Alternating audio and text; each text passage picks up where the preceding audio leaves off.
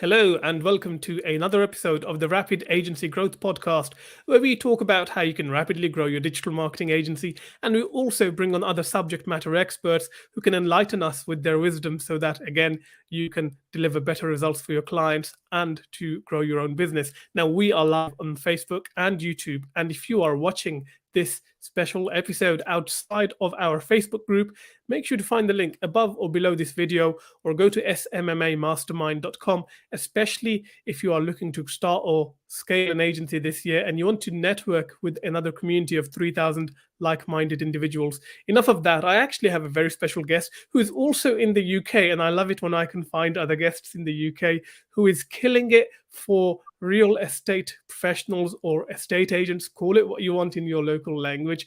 He is the founder of Clarity Media and head of paid advertising at eGrowth Media, and I'm going to talk to him about how he has become the secret weapon for real estate agents who are looking for growth. Shun, welcome to the show.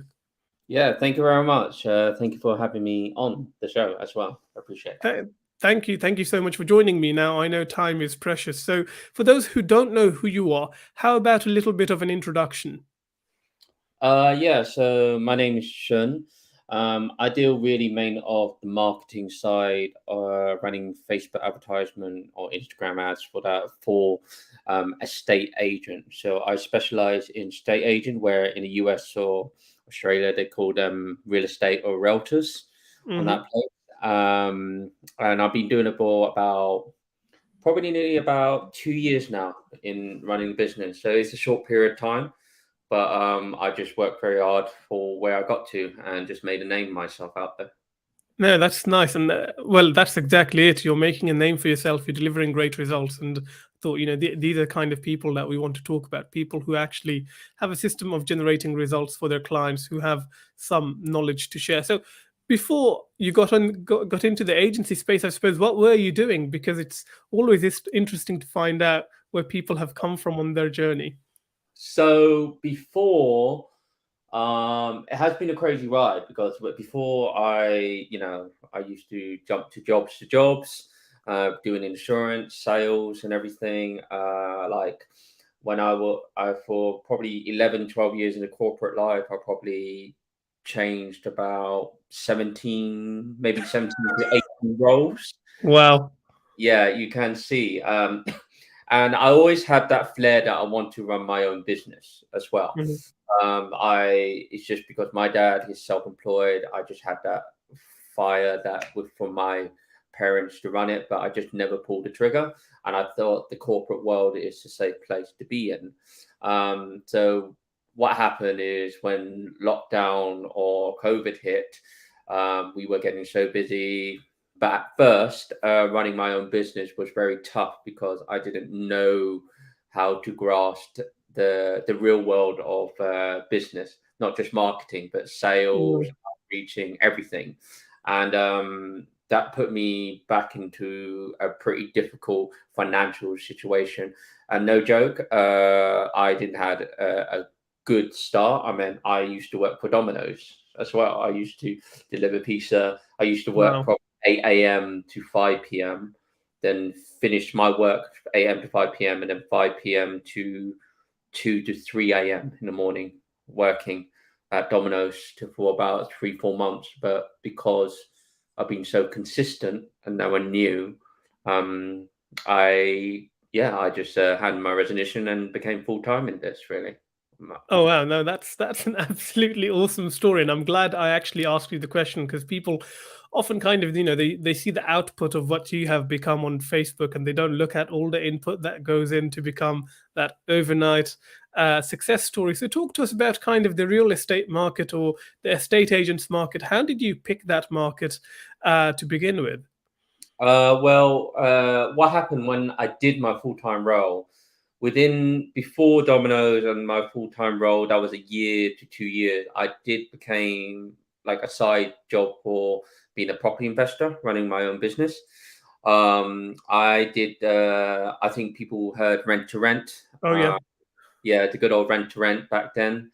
Um, I went to many events and then went to many Googles, and then I decided because, of course, people say it's a no-brainer. Property Mm. investors, this makes good money. So I went into it, but the difficulty was it was my, in a way, very first becoming an entrepreneur. But at the same time, I never knew how much input I had to put it physically Right. rather than marketing. Marketing is just on a computer and you can Sure. stay there. But in the investment world of being a property investor, is quite active. I used to got my first property. I had to travel 40, 50 miles to get it renovated. Probably had to stay overnight in a Mm. renovating, get it rent out. Yeah, I used to do loads of stuff, and I nearly technically lost everything, like my Oh relationship, wow. my family, and all that. So it was very tough. And then I decided to actually say, actually, I was making money. That was funny enough. I was making money, but I wasn't happy. So I decided to pull the trigger to not become a property investor and go into really the marketing, slowly transitioning to marketing when I didn't know in between what to do. And yeah, Mm.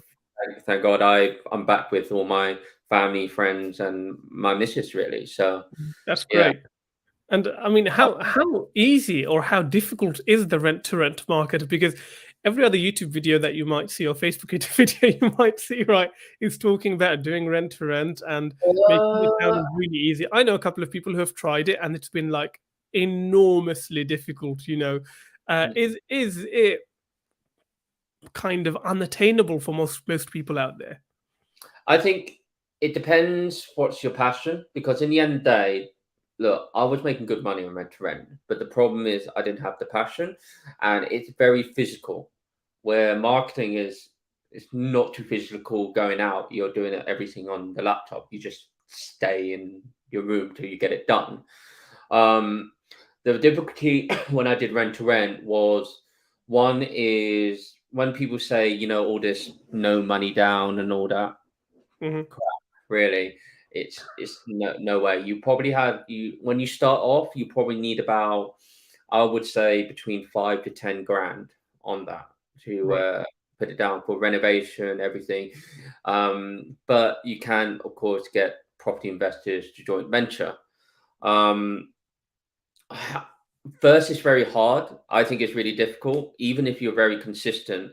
You had to keep calling a state agent and Gumtree and all that. It took me 6 to 9 months to get my first property. Wow. And Okay. That's a lot of yeah, commitment. yeah, and even getting your first property, there's a lot more hurdles and contracts. And even if you get your tenants, you do your due diligence and you get your tenants in, suddenly they don't want to pay, and then that takes 3 to 4 months to get them out. It Yeah. takes it's a lot of money. So my personal opinion, you have to be very, very strong minded. Like Mhm.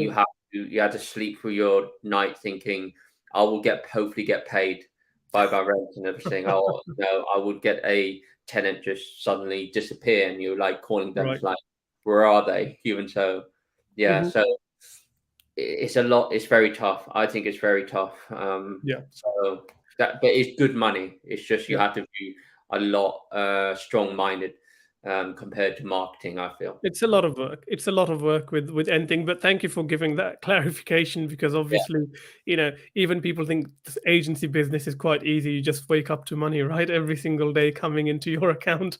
Whereas initially the labor is quite there's quite a bit of labor to really go out there, establish yourself, start getting the initial case studies and whatnot before you can really expand. Now, coming back to the kind of the real estate business, I'm guessing you're mainly working or you're practically only working with agents in the UK right now, or do you work internationally? yeah. So it's UK and US. I Right. started Okay. to the US on that for the real estate for estate agents on that. I've only last month gone to US just to expand and to learn more, because there's different ways of strategy in abroad. But Mhm. UK is a little bit different how you do your Facebook ads Yeah. for the real estate for sure. Yeah, no, absolutely. And this whole concept of real estate wholesaling, I don't think it's really taken off in the UK as it has in the US. You know, the US has got so many different strategies out there. When someone said wholesaling, I was just Yeah, like, real estate wholesaling yeah. doesn't cross. I think I remember someone said it, and I think it sounds like sourcing for Yeah. what it's like, property sourcing. I think the different terminology, but I haven't really touched it. I know about it really. Yeah, yeah, no, fair enough. I think there's a big market in kind of working with those guys as well, finding the motivated sellers. Now, coming back to, I suppose your niche here, I suppose a lot of people would think, hold on, right? You want to work with estate agents, you want to find, you want to get them listings, you want to sometimes, find them motivated sellers as well, I suppose. Why would someone work with an agency rather than signing up for Rightmove or Zillow or some of these other aggregator websites? What's Yeah. the what's the USP with working with an agency like you guys? The difficulty is, let's start with Rightmove, for Mhm, example. I mean, the thing with Rightmove is more of a buyer system. You know, you put your listing on and you find loads of buyers on that. mhm. It's not really made for getting you sellers, whereas it can, but it's not a lot. And you, unfortunately, is very expensive as well. Yeah, Um, there has been a lot of commotion about Rightmove on that, and I'm not sure. I could be wrong, but when oh no, I'm not wrong. So when they apply, it is not exclusively for them. It right. can, when they apply, they could apply for, they can tick all the thing and it goes through all five, and it's survival of the fittest who gets to Right. person. Same as Zillow in a way. Zillow's saying, Zillow can provide it, but the leads are not exclusive for them. Okay. Whereas for us, the lead's definitely exclusive for them. If they do decide, for example, work in a particular patch, let's say south of London, we Mhm. don't have anyone on in that area. Yeah. Yeah. Um, and they are more of, technically, they're leads, really. They're not. Got you. So yeah, we do booked appointments. Well, I do. There's two particular that I do. Lead generation, of course, you can call them, and we Mhm. provide everything, scripts, mindset, and everything how to call. Or the second one is booked appointments, where we actually get our sales team to book the appointments for you. Right. Okay. So for the agents there, you're finding them the sellers to list with them, I suppose. And then do you also market the property as well through online advertising or Yeah, we do that. right.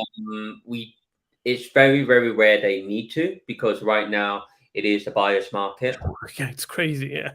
Yeah, it's a buyer's market. There's less inventory, so there's no means for them to put money on that, because they know that it could go off the shelf in probably Mhm. a week or two on that.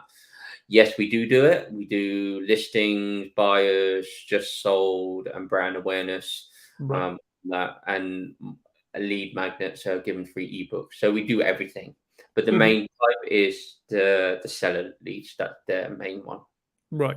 And there might be an estate agent, watching this and they might be thinking, well, why would I work with someone like you? I could just like do my standard flyering and leafleting or some other form of local canvassing or some other sort of promotion. Like, when I come out of my train station, there's this fixed billboard for what is the biggest estate agency in the county, right?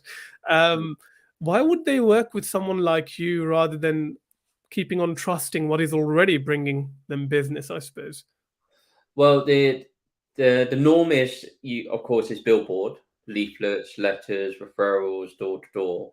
But the problem is, we've heard the phrase "data is king."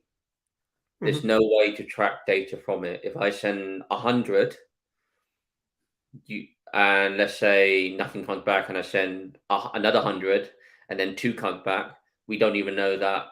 two is from last month, this month, when is it, etc. The problem is as well, when you're also targeting, sending 100 or billboard, you're not really knowing who you're targeting as well. I can send a leaflet, 100 leaflets out, and I don't even know what's behind the door. It could be Mhm. behind the door already a student, really, that doesn't even know why they got that leaflet. And Yeah. billboard, the issue with billboard is that I would say it's quite old school. Oh yeah. Everybody knows there's a massive increase that everybody is going more online and virtual. You've heard of Meta, so it's Hmm. becoming more increasingly known. And the reason why of that is because due to lockdown, everybody was bored. They become more virtually aware of Facebook, They're more Instagram. online now, of course. They're spending Yeah, more time on their phones, on Facebook and whatnot. Yeah.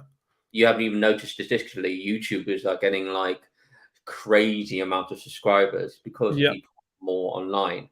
But Yeah. when they came out, I think it's more of the case of, I don't want to say, but of course, there's a lot of things more of political as well, because people saying that they don't have control over certain bits where the government and everything. So now everything is more meta. Hmm. They have more control of the asset because they can buy Oh something. yes, with Facebook and all of that. You make an interesting point about YouTube. Actually, I was speaking to my Google account manager last week, and she mentioned whilst previously, people were using YouTube for driving, top of funnel brand awareness. They're Mm, seeing a lot more conversion data come through on YouTube now. People are clicking off from YouTube, going and making purchases, and that I think is one of the impacts of the lockdowns that we have had in the UK and across the world. People are just consuming content on various different mediums. mm, A typical person on Facebook probably has like 20 friends. Us marketers have 2,000. So yeah, for them, true. Facebook is quite a gardened wall. Now, when you started working with real estate agents, because I know often people when they're starting their agency, kind of struggle getting the first couple of clients because they need to really sell them on the concept, especially when the business model is quite old school. So someone Mm. who set up their own agency, maybe they worked in another one, they're following the same model. What challenges did you have to convince someone to give online marketing a shot? One is more of, they feel, if for example if they're new, they just started, is, I mean, technicality. I mean, in my opinion, if you are new, you should really, in a way, do what you do, referrals and everything, instead of jumping to Facebook. In my eyes, Facebook is more of growing the business in when you have a very firm foundation. Because in the end of the day, when you sending out people, 82% of the population in the UK research the Hmm. company. Hmm. So if you don't have a very strong brand or consistent content, it's very hard to excel from there. But we do, of course, we do provide content management, social media as well for that to incorporate it. So there's just different ways. I mean, if someone said if someone has a very strong background, because loads now these days, loads of people are coming out of the corporate estate agent or Mm. realtor and becoming more self-employed, like EXP, Keller Williams, and all that. Yeah. So that means that they do have the experience and they have, in a way, a strong brand. They just need to keep going. So yes, I would say I can definitely help them. I think more, it's really pretty much, it's really simple. Is that when they start out, they're on the slow lane without a GPS. We're Mm. fast lane with the GPS. They Yeah. can decide where they want to go. If they want to get there quicker and know where they're going, where where the one to go to. But if they feel like actually they want to explore and trial and error, yeah, you can go in the slow lane and go from there. It just depends on financial situation as well, really. Right. Okay. And do you find there's a lot of convincing involved with people who are on the slow lane to actually take them on the fast lane, or is this quite a sophisticated and evolved niche that realizes this is the way forward? So you know what? Let's kind of give it a shot. Yeah, I personally agree. Actually, I have meetings where usually people are very fascinating. They definitely see how it can work, but the issue it all evolves around is more of pulling the trigger. Because let's be honest, no one likes change. Hmm. We are a world that doesn't like change. Give it maybe 10, 20 years, because now it's becoming more self-employed model. The change will be more open for that kind of thing. So I think we are still thinking that we can do everything ourselves. We're thinking that who want to give it a go. The issue is I see many people that give it a go themselves, and Yeah. unfortunately just don't make it really. So they Yeah. just Oh yeah, the DIY guys. yeah, it's how I say it's more time is money. I Yeah. always say to people, when I do sales, is they say, "Hey, I want to do it myself," and I always say to them, "Well, if you want to do it yourself, what do you think about the system?" I said, "Oh, I think it's really good. How Mhm. long how long have you been trying to find this kind of system?" Yeah. Mm, they usually say, "Oh, well, I never found this kind of system." And I always now found it. It's probably taken me, I've seen searching about for 4, 5, or 6 months. And I was like, well, you have to understand time is money. How Mhm. much is your time's worth? Because money, like money, the bank, money in your bank has no value. It just Mhm. has no value there. No, It's just you're totally right. It's just sitting there. It's like it devalues over time because life is increasing inflation. So that's why I always say to them, and usually they'll be like, "That makes sense. Let's Mhm. let's go and go with it." Usually, it's providing like more testimonial results and everything. But Sure. the thing is, how I like it is, I don't like being pushy in the sales. What I like Mhm. is opening their mind to knowing that, because we're all that mind when we're very narrow minded, Yeah. saying, hey, that's too expensive, can't do anything, but it's opening their mind saying, hey, time is money, cash has no value, Mhm. and you're just wasting your time. Giving them that revelation, right? Getting them to, It's just wake up a little bit. we all like to be painted a picture, we all like to dream and visualize stuff. Mhm. So I just give them the balls in their court, and they're my friends on Facebook, and I post content. I post about 4 to 5 times a week for about 2 years now, and Mhm. they just come back to me and said, "Let's go then." No, that's really interesting. Now we're going to come back to the money point. You said you've been doing this for 2 years now. There's a lot of people who are watching this, and Yeah. I keep on hearing this over and over again, and really, really annoys me at times. Like, how do I get a client? How do I get a client? When you got started, how did you get your first couple of clients? When I first started, no joke, it's more of look, I'll do it for a free trial, Oh or yes. I do it on a stupid price, just to one. I think when you first start, money should not be your first priority. Mm, Money comes and goes. Really, yeah. I'm a big firm believer. Money comes and goes. I get £100. I go to Asda or something. I spend it Fun. already. Yeah, Yeah. but Money the doesn't stand still. It's always flowing in the economy. yeah, That's what I heard a couple of years ago. knowledge, Yeah. knowledge and experience is far more outweighs anything.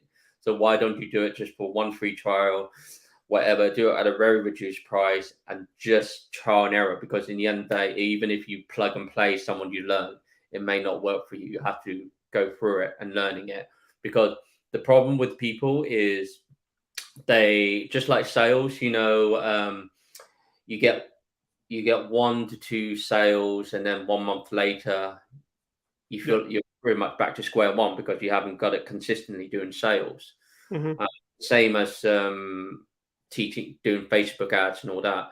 You have to consistently learn it and learn it. But if you keep thinking about a higher price, not experience, you're just wasting your time. Right.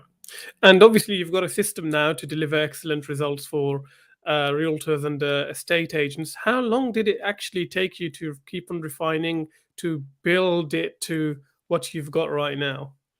1 year, yeah, Right. definitely a year. Right. I And try just uh-huh. Yeah, no, I can imagine. And then I'm guessing, the way you started running campaigns on Facebook is very different to how you're doing it now. What are the kind of key takeaways for you that you've seen to kind of, I suppose, work now, which you felt wouldn't work or you thought would work but didn't work? Because often people think, oh, I'll just set up some lead form ads, right? And the sales and the leads would really trickle in. What has been your biggest kind of takeaway in building this system? I think one is being consistent. Two is really you have to you have to put your emotional aside and really just deal with it. Like if it goes shit, it goes shit. Just have to deal with it. Just have to keep going. I mean, the thing with Facebook and even I'm sure any other platform is where someone gives you the SOP to follow the Yeah. process, and when you set it up, you have many errors, ad doesn't run, your account get disabled or Hmm. something's wrong, it's rejected and takes forever. Just expect them. That's the thing. Just expect the worst and you'll be fine. Yeah. Nothing goes smoothly. I mean, last week it took me like a month to set this person ads up because some kind of new page and classic page, etc. And I've been doing this for 2 years, so I will Yeah. see the problem now. It's just never giving up. Like if you're trying to find like what annoys me is there do find like what is the best, but don't try and put your mind to it finding the shiny object in the Hmm. perfect system. Um, the perfect system is what you create, really. That Yeah. is it. Like if you believe in a system, it will give you the results that you want. If you don't believe in the system, well, you might as well get a job. Hmm. Yeah. No, nicely put. And I suppose final question for you, because we're really quickly running out of time. It's about our ROI. Let's talk about money. For the clients that you work with, how do you demonstrate our ROI? How do you demonstrate that what you're doing is working and you're providing value for money to them? I mean, the return on investment, we don't really talk to our clients on return on investments Hmm. because one is there's so much variable. We get them booked appointments, and the problem is that when we do the booked appointments, we will still help them in the sales, so we will Hmm. help convert them. But there are so many variables from a person to person when they go to the booked appointments. I definitely not be standing next to them if they're like 10 hours away from me. Hmm. So what we always say is one, the return on investment is how much we always say to them that if you want to see a return on investment, you must put every 110%. If you're not going to put 110% and be consistent, we're not going to take your money.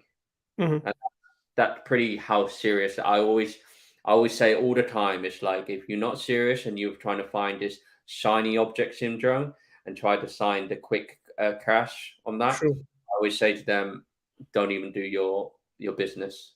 Just Hmm. get. Yeah. I'm just pretty blunt in that No, because you need to be, because the buying cycle is going to be, quite long for someone. If they're picking up someone, who's a seller, and they pick up the listing, they put up the listing, it might be 3 to 6 months before they actually sell the property and they yeah, get cash in the bank. So what does your ideal client look like? Where do they need to be in their business for them to actually get the best value out of you? I think the ideal client is someone who's just very hungry, just hungry to grow, put their emotion aside, not worry about you know uh, if, for example, they do go to a book appointment, this person say, "Hey, I'm not looking to sell now. I'm looking to sell hopefully in a month's time," and they see the positivity of it. Because let's Mhm. be honest, in a real estate, it's all numbers game. Sure. That we're just giving them as the best numbers to increase the possibility for this.